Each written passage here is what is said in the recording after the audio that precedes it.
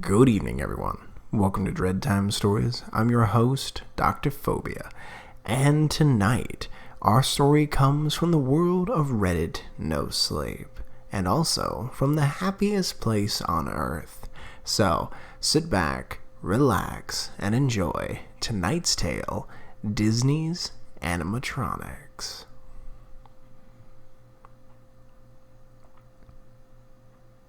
Before I tell you my story, I have to tell you that I haven't worked at Disney for 6 months. I got the gig through their college program. Getting paid to work at the happiest place on earth? Great, right? Nope. I could write no sleep stories just about my day-to-day work there. But it wasn't all bad. The novelty of working there surprisingly never wore off. In mid-August, I was starting to legitimately enjoy it. That was until I got to the complaint. Yeah, what's with the add-ons? It scared the crap out of my kids. I sort of looked at this woman with a "what the heck are you talking about" face. We haven't done any add-ons to the Pirates of the Caribbean in a while. When was the last time you came here? We were just here in December. I'm just saying, the fish robot got way too close to the boat. Holy crap. For anybody who has ever been to Disney should know that there's no fish animatronic in the Pirates of the Caribbean ride. I cashed the woman out. I was working at the shop outside the ride, called my supervisor over the walkie-talkie, and told her what she told me. Wait, what? Crap.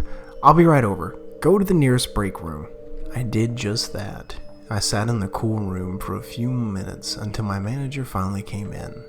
She actually locked the door, which was so against the rules, to make sure that we were the only two in there. So did she say there was something in the water? I told her yes, and she asked me, did she say anything about hair? I sat there really confused. I said no, and asked what she meant. Well, I got approached by a few guys, early 20s.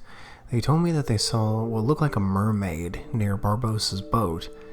I assumed they were high and forgot, but if someone else saw it, we need to tell the ride runners.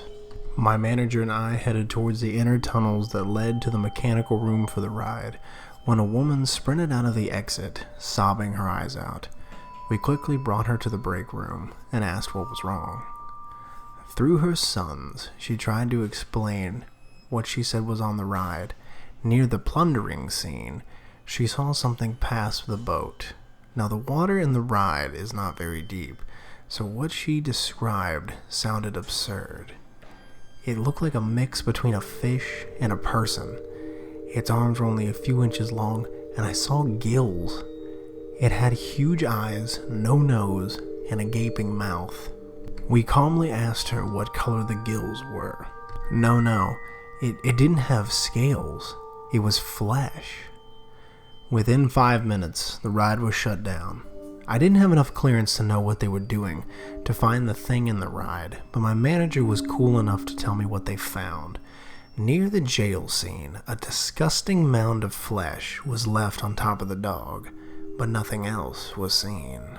Like I said before, I was a normal worker, so I don't know about any investigations they did about the Pirates incident. But I do know when the next screwed up thing happened. A few days later, I was working in Hollywood studios doing janitorial work when I heard a family talking as they left the great movie ride. Did you hear Kevin scream at the alien scene? A tween boy pushed the girl who I assumed to be his sister. Shut up. That robot came so close to us. Did you see its eyes? Red flag. I assumed they were talking about the xenomorph scene, but what they were saying didn't add up. So yet again, I called my supervisor. My supervisor there was pretty young, I'd say about 25, so he thought I was screwing with him when I told him. But he had heard of what happened at the Pirates ride, so he took me seriously. Well, what did it look like? Crap. I had to practically chase down the family to stop them. They acted like I was accusing them of doing something wrong when I asked what happened. We didn't touch any of the props, sir, the father said. No, I don't think you did.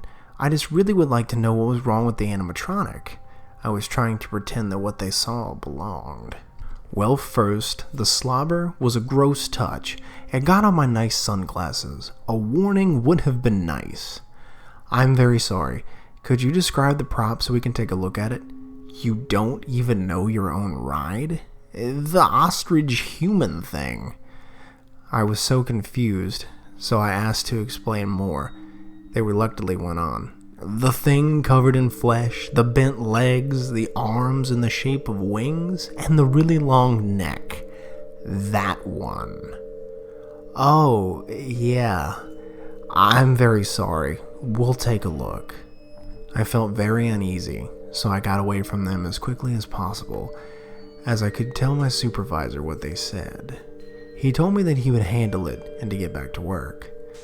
I stalled a bit on doing my work so I could stay pretty close to the ride, and it was shut down within minutes. And the plainclothes Disney workers, yep, people get paid to pretty much go to Disney and have fun, all to keep the eye on the guest. Went inside the ride, but then 5 carts drove up to the ride, and 6 men holding medical masks and black briefcases ran inside. This is one thing I had never seen before. These Disney workers were breaking the magic, so it had to be serious. Luckily, this supervisor was cool too, and explained what they had found there. Little pieces of flesh were scattered around the Wizard of Oz scene, but something else was left there.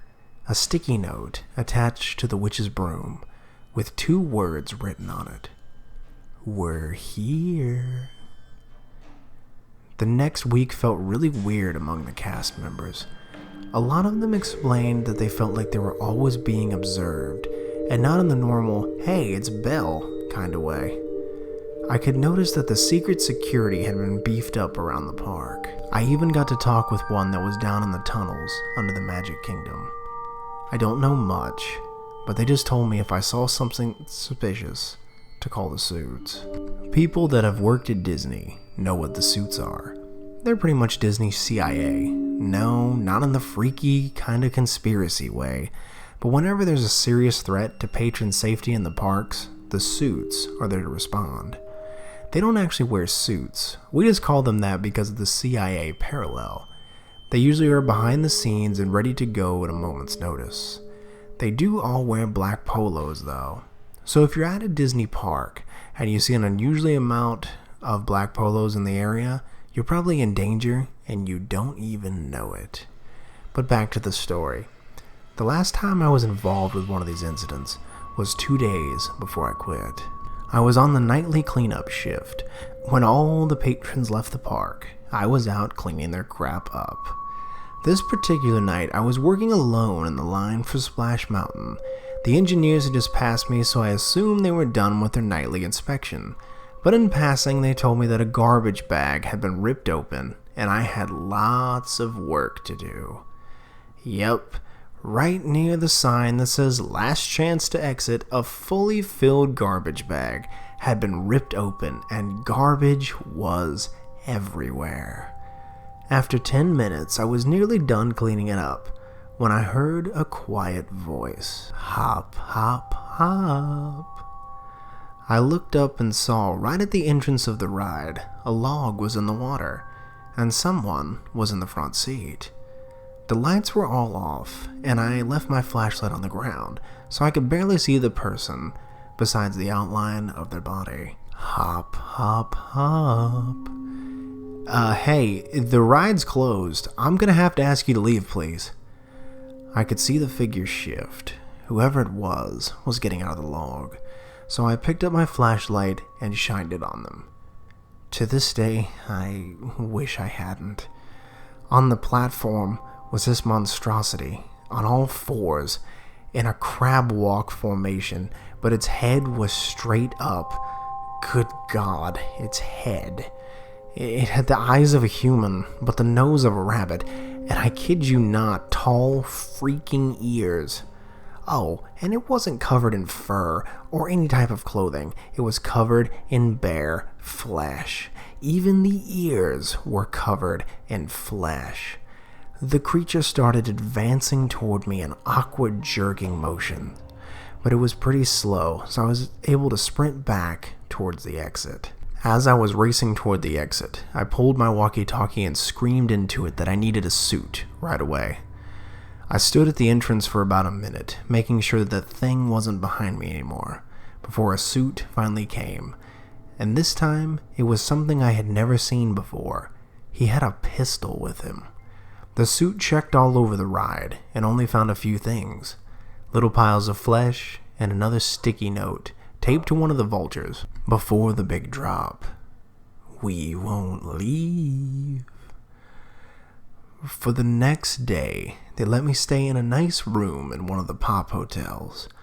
People came in for a few times and asked me what I had seen, but when I started to ask them questions, they all seemed to clam up. This pissed me off to no end, so I decided to quit. I'm sorry to finish this rather anticlimactically, but since I quit, the company has literally cut all ties with me. Back around December, for some reason, I really wanted to go back, and they said yes, but only if they could do a screening. They gave no context for what that meant, so I declined. I don't know what happened with those weird occurrences. The cast members that I still talk to say that nothing weird has happened since that night. I have my theories on what those things were, but here's what I can say. Disney is a much more powerful corporation than many people think. And personally, I believe those things were a product of someone that Disney had pissed off, or something they had made themselves. All I know is, what I saw last summer will never leave my mind.